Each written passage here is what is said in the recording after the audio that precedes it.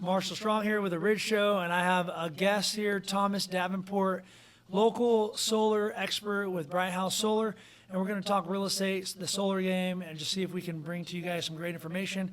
And I want to kind of drill into the solar market, and I've heard some things about like the tax laws going away, so maybe you can explain to us what's going on with the solar industry. Yeah, so they're pretty serious about removing the residential tax credit. A lot of people are sweating about it, specifically like the financial products that are pretty common, like Mosaic, SunGage, these loan products where they give you that discount up front. Then you have 18 months to get the credit and apply it, and then your payment never goes up. You might have heard horror stories of people going solar and then their payment went up like 40% after year one. Those are the people that didn't get the tax credit, right? But a lot of people do get the tax credit back, and they can apply it to the loan and keep that lower payment. If they didn't get the tax credit, where did it go? It doesn't exist. So the tax credit it's not a tax rebate. It's only if they have write-offs, or like if they're And it's only if you have paying taxes. tax owed, Okay. right? So it's like if you come to the end of the year and you had paid the government $30,000, or if you're 1099 or sole proprietorship like you and me, where we will owe them $30,000, a tax credit will eliminate that debt.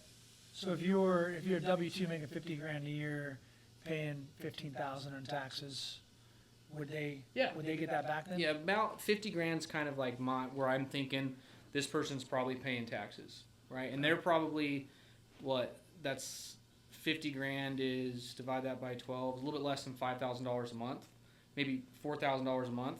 They're not actually seeing that. The government's taking like probably $1,000 out of each paycheck. So when they come to the end of the year, the government took from them 12 grand. So that's what they're eligible to receive in their tax credit. Sometimes they get some of it back in a tax return, like if they have a kid or two. Can they roll it over if they don't use it all up? Can they use it for the next 2-3 years? Yeah. Right. So if you buy a $100,000 system and you have a $30,000 tax credit, but you only pay $12,000 in taxes, then year one you'll get that $12,000 back. Year two you'll get the next $12,000 back, and then year three you'll get the final $6,000 back to equal the total $30,000 tax credit that you were eligible for by going solar. So if somebody gets solar and they don't work, let's say they don't work, let's say they're on disability, two people on disability, and they don't pay really any taxes then, so their bill is a certain amount, and the next year it'll go up? Right. So the way that most of the solar loans are structured is they actually buy down the rate. It's called a dealer fee. So like interest rates right now for a 30-year loan's 8%. Okay. Right. So they'll buy down the rate, and you'll see these solar loans 2.99, 3.99. Really, they're buying down the rate by about 30% to get that lower payment. So that total project cost with the dealer fee is what they're getting the tax credit on, and they'll get the way the solar loans. This is part of the way that they are able to get those high dealer fees, is they're giving you that low payment as if the tax credit was already applied. So you're getting a loan on $70,000, even though $100,000 was funded to the solar company. Then as long as you get your $30,000 tax credit and give it to the loan company, that's always going to be your locked-in rate. But that little old lady on Social Security, she's not going to get that tax credit. It's going to readjust. So instead of being a $70,000 loan, it becomes a $100,000 loan, and that's what she's going to pay off for the duration. Okay, got it. So they got to give it back to the company. The loan company. Right. And that's not something they ask about? Like how do you make sure that happens? Is there a way to do that up front? The way the contract is written is basically, hey, we're going to give you a $100,000 loan, and we're going to give you a discount for the first 18 months. If you don't give a voluntary payment of $30,000, it's going to go up to this after 18 months. So the loan company's protected, and they don't have to hound you down for that money. They don't really care. If they get it, then they get it. If they don't, then they're writing the loan and doing the underwriting for the larger amount either way. Do they automatically get it if the people don't use it? Do they automatically get it? No. No. So no one gets it unless someone claims a tax credit. Okay. We have ways where we'll monetize the tax credit. So when I'm sitting with the little old lady on Social Security, I'm not even going to talk to her about the tax credit. I'm going to give her one payment that never goes up, and I'm going to say, there is a tax credit involved, but I'm going to monetize it, and I'm just going to give you that discount up front. So instead of charging her $100,000, I'd charge her $70,000. Okay. And I do all the paperwork, and then after the system gets turned on, the company that buys the tax credit will pay me out directly. Okay. So that actually isn't going away. My partners that are doing that and they're monetizing the tax credit that direction, even with this new law that's being passed, they're confident they're still going to be able to do that for the next 3 years. How are they going to do that without the tax credit? If it goes away. Because it's the residential tax credit that's going away for the residential homeowner. Not commercial. There's another tax code that allows commercial companies to write off 30% of what they spend on green energy builds. Okay. Right. I think it also encapsulates a few other types of spending, but they're smarter than me, the guys that underwrite these deals, and they're still doing all the underwriting. They're not worried about it. They're confident. So the power purchase agreements, the leases, and the prepaid leases stuff, that seems like it's all going to be there. It's kind of sad. It's like it's only the little guy, the little homeowner that's losing this tax credit, which I can't imagine is as impactful as the businesses, like as far as how much taxes are actually being written off. When do you see that tax credit going away? So they know when to go. I think it's the way that it's written right now is it's like goes down in 3 years. It's going to go to 80% of what it is, and then it goes down all the way down to 0% of what it is by 2032. Okay, so in 3 years it starts going away. Right. So we have some time, which is good. But what are the benefits of getting it now versus waiting? Well, if you do it now, then you can own your system and take advantage of the full 30% tax credit. Okay. If you have to use one of my companies that does the tax credit arbitrage, they're going to take their fee. And their fee is about 30%. So if you have $30,000, they're going to take $9,000 of that and give you $21,000. So this is your last opportunity if you as a personal homeowner have tax liability and you want to use solar to write it off or get some of that money back to pay for your solar. This year, really till January 2026 is your last chance to do that. January to write off the full 30 grand. Right. All right. Good to know. So on top of the tax benefits, what is somebody saying on average, saving on average, so we know, so they can reach out to you? What's somebody going to save with a 3-4 bedroom older house, paying $300-400 a month on average for their PG&E? What would they save with you guys? It used to be, before the NEM 3, NEM 2 change, 50%, you could cut your bill in half. And sometimes that notion still exists. What I've seen for a properly sized system and like a good company that's actually going to be in business in 5 years, you really shouldn't be seeing much more than a 30% reduction. Now, over time, that looks really, really good. You're at $400 a month. We drop you down to $320, and we lock it in. You own it. It never goes up. So in 5 more years, PG&E, that $400 is going to be $500 or $600. Yeah. Right. So Your savings are still 6 figures over the term. But what a lot of the solar sales guys are doing right now is they like to undersize the systems and the batteries, and they'll just upcharge their undersized system. So you got a $400 bill, they'll sell you something for $200 because that's easier to say yes to than $320. And homeowners don't know the difference between a 10 kilowatt battery and a 20 kilowatt battery. Okay. So you should have some red flags triggering if someone's like, I'm going to cut your bill in half in California with the battery. It's like, well, how many of your friends are getting a true-up bill? How are they doing that again? So they're getting you a battery and they're charging more for it? Right, so the dealers can set the price. So let's say a homeowner needs 50 panels and, just to keep it easy, 3 batteries. Yeah. They're going to sell them 30 panels and 1 battery and charge twice as much for it. Because the more panels and batteries they give you, the more they have to pay the installers. The equipment's not free. Yeah. But they can sell less than you need and upcharge it. That's what happened to me. I've had some bad solar experiences. I've tried to work with people I've known, and that's why we're sitting down, because I met you through someone that I trust that's referred me to you, and now we're doing some deals together. And the hardest thing is making sure, once they're all done and they go through, that everything was how it was supposed to. I think I put like 57 panels on a property, and I still had a true-up bill. And so maybe that's what they did. They charged me more. I told them I want extra panels, so I don't have a true bill, and they did it how they did it, and I ended up. So you think that's what happened? They charged me more. Well, was it malicious intent? We don't know, but certainly scientifically, what happened is you were underproducing. So when PG&E comes and looks at it at the end of the year, did you get this before 2022? No. Do you have batteries in your system? No. And it was about 2 years ago. Did you get it on NEM 2 or NEM 3? I think it was NEM 2. I don't remember. To be honest. Do you get a true up at the end of the year or every month? I think it's monthly. Did he kind of? The person that is renting it said they're getting one monthly, so she thought it was a PG&E bill, unless that's the gas bill. She's always going to get a gas bill. Yeah. And you're always going to get like a $15 base charge with PG&E. The way that it used to work is that at the end of the year, they'd come and look at it.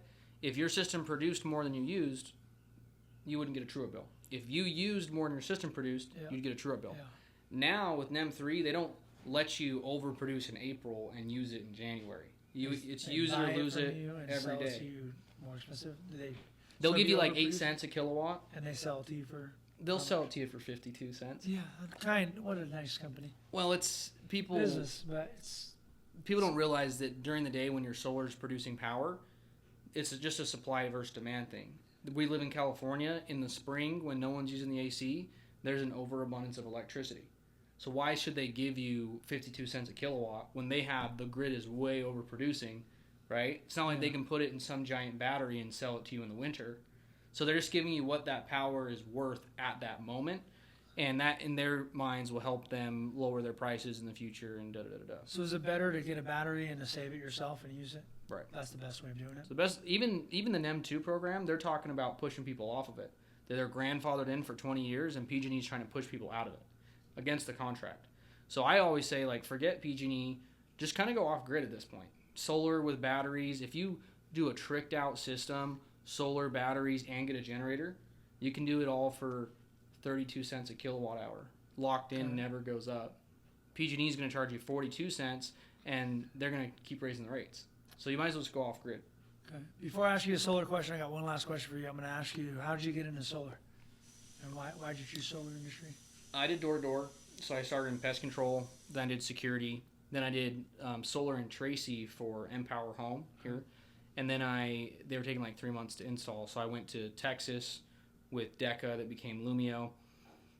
I felt like the money was too good in solar, and I was kind of like new to sales, that you kind of like get this like guilty thing going on.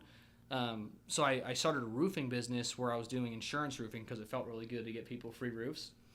And then I found out my customers were just as pissy with me, even though I was giving them free roofs. There's all that's just how customers are. There's always that, like, whether you're selling them a $100 pest control or a $100,000 solar system, customers are customers, and you just have to have a certain level of how you talk to customers and how you manage that customer service.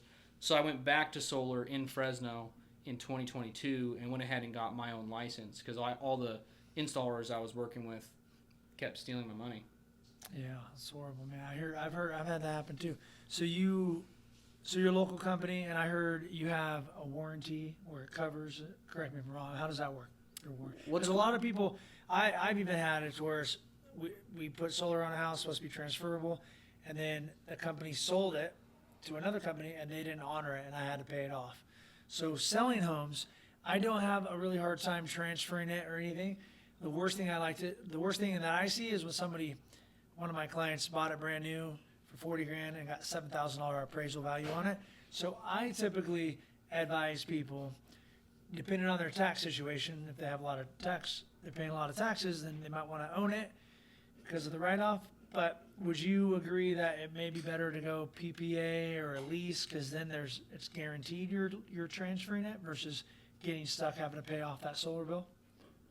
I would say for transferability, power purchase agreements tend to have the easiest transferability. So whether that's Enfin, Everbright, GoodLeap, they seem to be pretty transferable. Even if the company goes out of business, another PPA picks it up, and they're pretty amicable about that.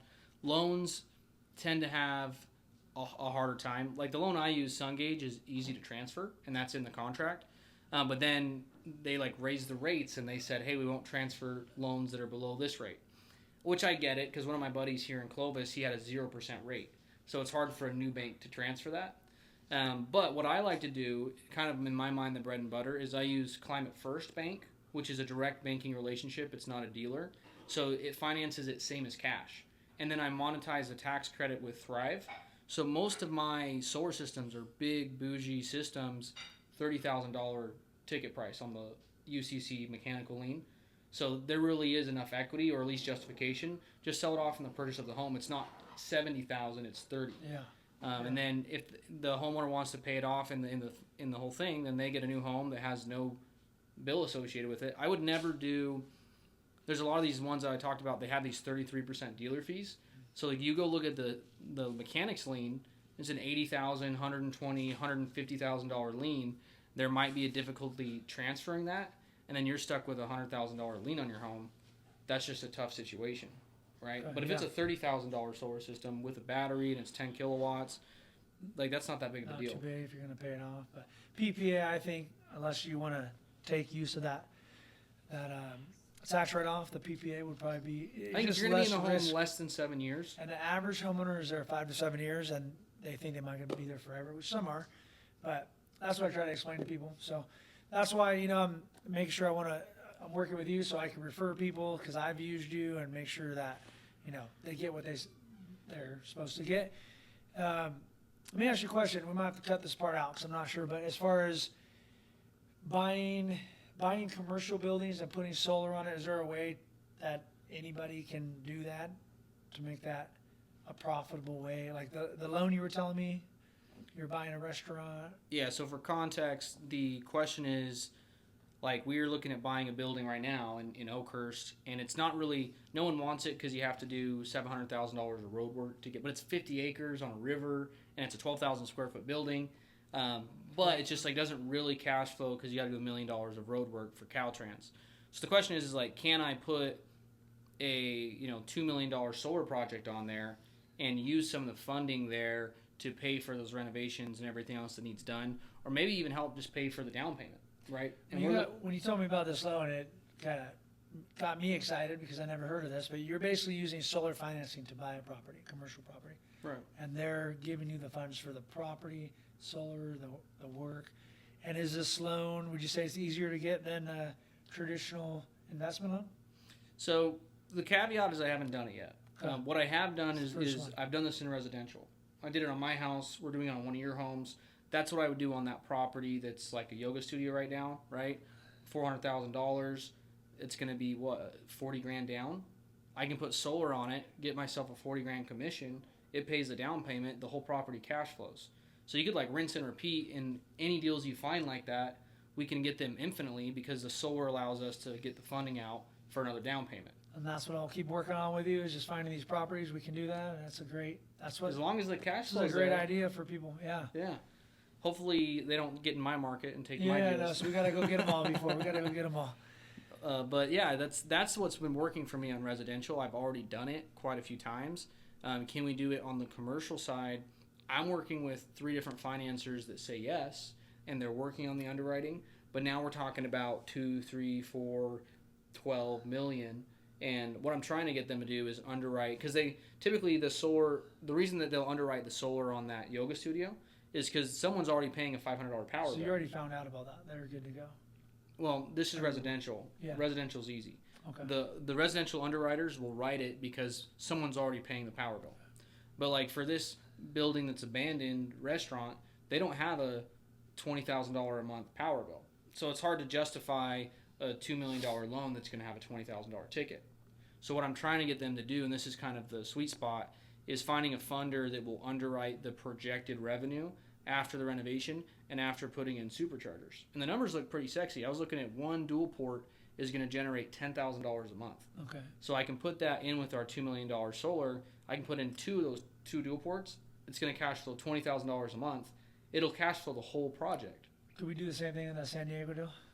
Well, how many people drive by there with electric cars? Maybe some, because there's 3 casinos. Casinos over there. So that's what. They would put one or something. That's why I haven't looked Especially it's a too little much town. into that deal. Yeah. Because I have to solve the problem. But if I can solve the problem on this one building, we can buy every building in California. So what's the ETA on finding out if this project will work? So I just spent $5,000. I was there today doing this super cool LiDAR scan of the old restaurant, and they're gonna make it this like a video game. You can go through with like the vision goggles and like walk through the whole building like down to a millimeter of accuracy, like better than you could see with your eyes. And they're gonna go take it to the engineering and seeing what the zoning is. Once we know the zoning and how much it's gonna actually cost to get the plumbing and electrical working in that building, then his bank, the underwriters, will start looking at the superchargers and everything. It's right off the highway. Yeah. So that's there's great really good place. and the yoga studio is right off the highway too. You have Great I could spot, put solar great down on spot. that bottom hill. I looked at it, and then you have one supercharger there. People can stop and do a cold plunge and sauna. Sounds like fun, Great idea. you I know. love it, man. It sounds cool. So the big kicker for those is that you can put the superchargers, which adds. I mean, that's part of it. So the San Diego deal, you have 25 properties, a lot of power going through there. But if we can justify, and it actually is off a major, there's a major street, there's a hardware store right there, and that street, everybody's kind of like going through the middle of that town, so it may justify it, because how many people do they need for one of those? What's the number? You know? Well, they have studies done up in Yosemite where they're like, okay, 3 million people drive by, 10% of them have electric vehicles. That's 1,000 cars a day. If we capture 1%, then we have our 10 charges a day, which is $5,000 a month. You just need 10 charges a day, basically. Is the number. Well, if you're doing one supercharger, Okay. and I think we could do a little bit more than that over there. But that point is, you look at that's the a great studies, spot. you crunch the numbers. Yeah. Yours might be the right size if you could get me the power bill. If they're spending, You said the power, you're talking the San Diego deal, 25? Yeah. How do I get, so I don't know how, I don't know how to get the, You I have ask to the talk realtor. to everybody? What? Knock on all the, because they're all are you a separate. realtor? I am, but there's 25. You don't have like a list of their numbers and emails. Well, that's good. Just call them and ask them, or send them. Hey, what's your power bill? Okay. Would point. you like a 10% discount? I'm going to be your new That's power good. company, That's good. and then I can take Okay. a power purchase agreement that's pre-signed that Uh-huh. that building is going to buy 200,000 kilowatt hours a year, Mm-hmm. and I can take it to my funder and say I already have like a rental agreement to buy this power that we're going to generate. So once I know what they are, then we can use that for the financing.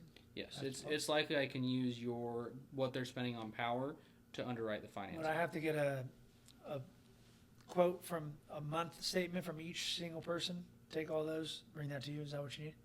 So I'm gonna go work on it. So all right. That could help me with next steps, and I even think that it looks good enough on paper that if these guys won't do it, we could find hard money to do it. I have the guy I told you about. Yeah, you know him now. So we. And can he's do already told me he's open to it. that. Yeah, I know. I tell. Yeah. By the way, he can't land on my house No, why not? because my commercial building put a lien on my house. So it popped up. Yeah. So he did tell you that. And the commercial. Okay. Criminals. Well, before we wrap up, I got one question for you, and then I'm going to let you ask me any real estate questions if you have any questions. Sure. Let's see. I think I already asked about the PPA. I'm trying to think if I got anything else. That's about it. Is there anything that everybody? How would you? If you had 30 seconds to tell everybody your pitch to get them to buy solar, what is it? First of all, solar is a no-brainer. Like you literally can't look at the numbers, and it's like life insurance or let's say auto insurance. Like no one's not going to have auto insurance once they understand the product. It's like almost illegal not to have But you it. still have people tell you no, right? So what is the reason they tell you no? Well, in auto insurance, it's just finding the right agent. So that's once people understand solar, that's all it is. Is who's are they going to go with? They never speak to me and don't go solar. There might be some distrust if I knocked on their door today and they want to like kind of verify the things I've said, and maybe their buddies at a contractor, electrician dude that's going to do it all for free. You know, that's kind of like what can happen in construction. But solar is an absolute no-brainer if you can trust the contractor. The issue is there's a lot of bad solar contractors out there because of the second point. What makes solar incredible, like a cheat code, is the financing. There's nowhere else you're going to get access to 25, 30 years of financing at the drop of a hat with a 650 credit score. And the guy who's fine, imagine what a bank could give you on a loan where they're getting 30% back year one. Then you get depreciation, right? And then you get to raise the rate on those escalators 3.5% a year. So like, for example, on my house for $1,800 a month, I'm going to drop a bomb here. You have a big house, so 18. $1,800 a month. That's what it is for all your solar. They funded $400,000 of solar. How much did you put on your house? 30 kilowatts of solar and 90 kilowatts of battery. Was it 400,000? Or did they allow you to? They allowed it to be that much. The IRS, you know, it was an expensive system. Make no mistake. But where else? My point is Yeah. where else can you get $400,000 That's for $1,800 a month? Yeah, Even my mortgage would have been $3,500. is it going to go every month? Yeah. Okay.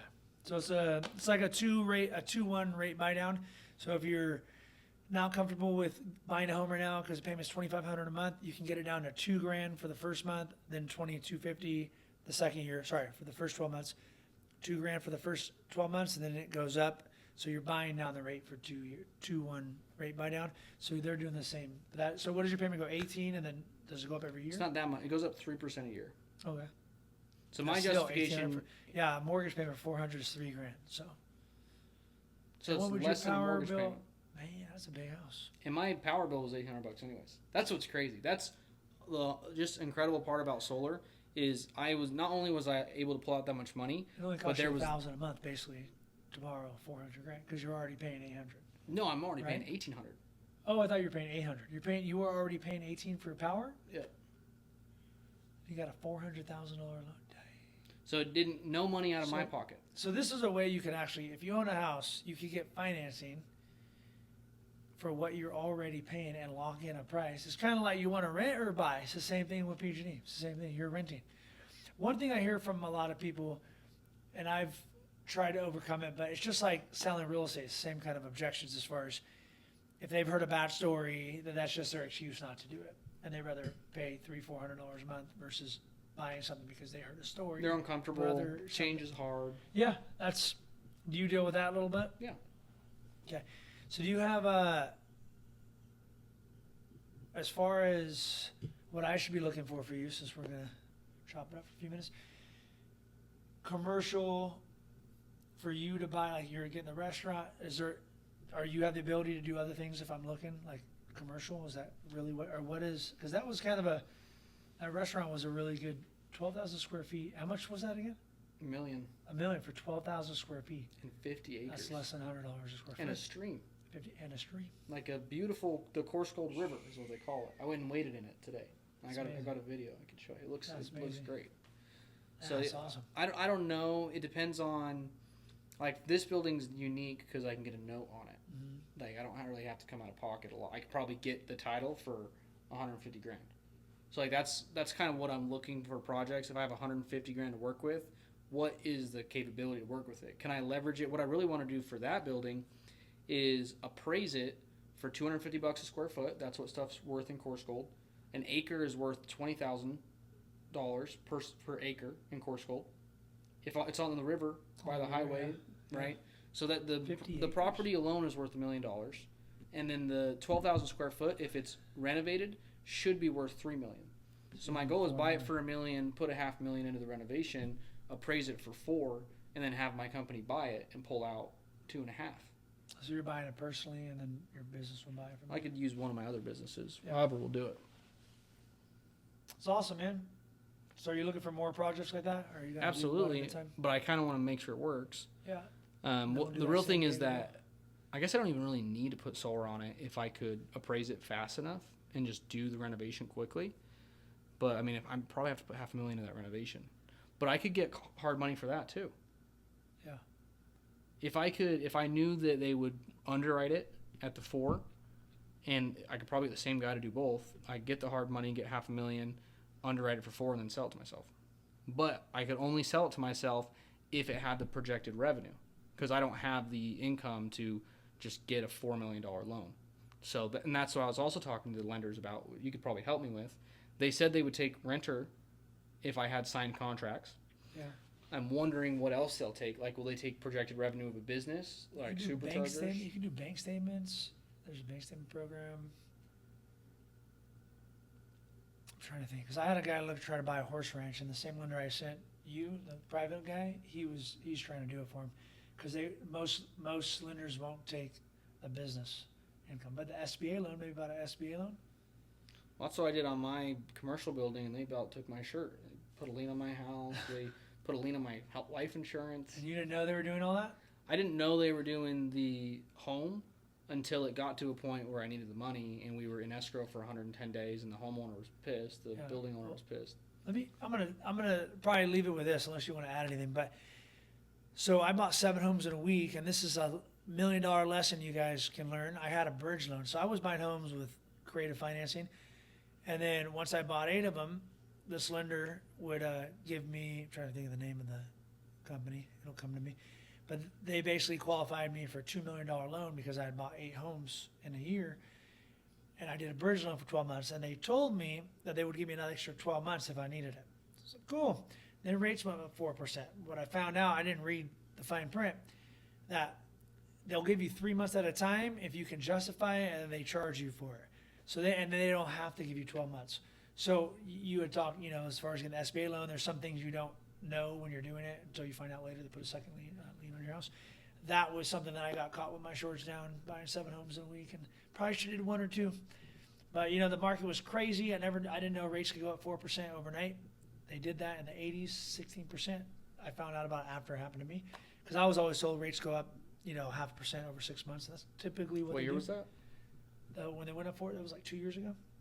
4%. They went up from From 4 COVID. to 8%. Yeah, after Yeah. COVID, it was 2023. 2023, they went up because the market was crushing. I mean, prices were going up $10,000 a month, and they ended up raising rates, taking $100,000 from everybody. But my point of that is, you're going to learn lessons along the way. That's why you sharing that with us, me sharing this. If you're watching, it'll give you a lot of good intel, so you don't lose millions of dollars making the wrong move. But most people are a little more conservative. They don't buy 7 homes at one time. I never had $2 million. So it was kind of a nice learning lesson, I guess. So I'm like, what am I going to learn when I get 10 million? 20 million? I'm sure there's more lessons. Oh, yeah. But like, you're doing things right now. You're just talking about buying a restaurant for $1 million and adding 500 and making it worth $2.5 million more.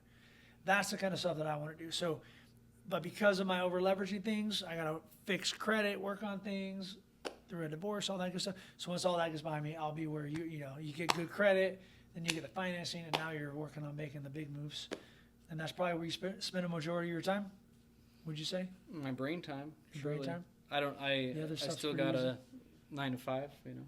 still Well, thank you gotta for be your at the time, man. office. Appreciate your time. Is Yeah, there man. anything else you wanted to leave with us? No, that's great.